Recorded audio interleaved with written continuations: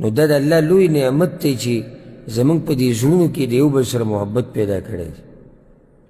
او دا داسې محبت دی کوم چې د دین په بنیاد دی چې دا ګورې د هغه رشتې نه هم زوروري کومه رشته چې د وینې کله نه کله هغه رشته کمزوري شي خو دا نه کمزوري کېږي الا دا چې ایمان کمزوری شي دې خبره هم د ایمان سره تړلی شوې ده څومره چې ستا ایمان وي دومره د مؤمنانو سره ستا تعلقات او محبت وي څومره چې ایمان کمیږي دا رشته کمزوري کېږي چې زیاتېږي بیا ډېرېږي نو دلته هم خبره د ایمان ده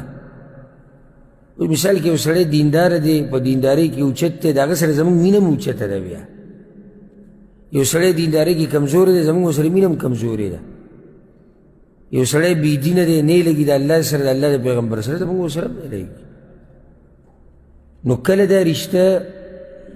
دومره زوروره شي او دومره خوږه شي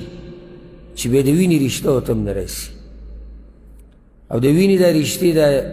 وروڼو ته وګوره د یو بل سره چې د یو بل یعنی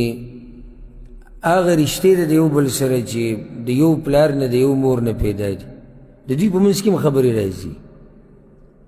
دا ځمکه زما وه او دا ستا وه او دا جایداد زما وه او دا ستا وه زما وړو ته یې دا ووي او زما ښځې ته یې دا ووي او هغې ته یې دا ووي او دې ته یې دا ووي دا قصې مصې دوی کوي خو دا قصې مصې به یې د هغه چا سره نه راځي چا سره چې د محبت او رشته د ایمان په بنیاد دي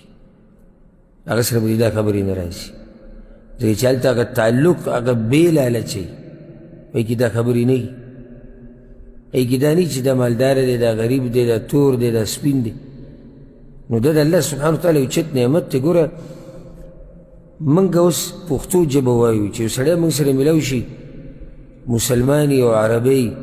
بس موږ ته ځان قربانو هغه زموږ نه ځان قرباني حالکې هغه عربی دی موږ پښتانه هغه د بل ملک موږ د بل ملک هغه قوم جدا زموږ قوم جدا د هغه عادت جدا زموږ جدا او بیا هم دومره محبت دی یو بل سره دې پښتنو کې چې اوس یو سړی تا سره میلاو شي هم ستا د کلي به هم ستا د علاقې به پښتو به وي عادات او تقالید به یو شی ني او تا ته ووایي چې زه هندو یم بیا به سره محبت نه وي د ایمان د محبت دومره زورور دی د یوې علاقې یوه ژبه یو شان عادات او تقالید چې ایمان دې درکو هغه رشته ختمه شي او یو سړی انګریز دی افریقي والا دی عربی دی سوډاني دی مصری دی پنجابی دی دا قصې نشتي بیا چې بیا د قوم بدل دی قصه بیا دلته د ایمان دی چې دا زموږ ورور دی او دا بعض پښتانه جاهلان چې نه د اسلام نه خبري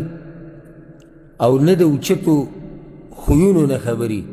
د هغوی په مجلس کې چې کښېني بس یو ټکی وایي پنجاب کته او پنجاب بره او پنجاب دیسي او پنجاب دیسي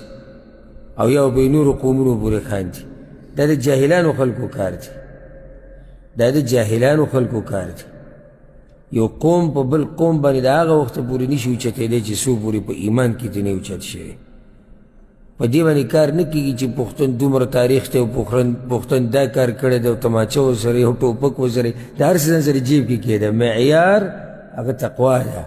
هغه ایمان دی چې یو پنجابی په الله میني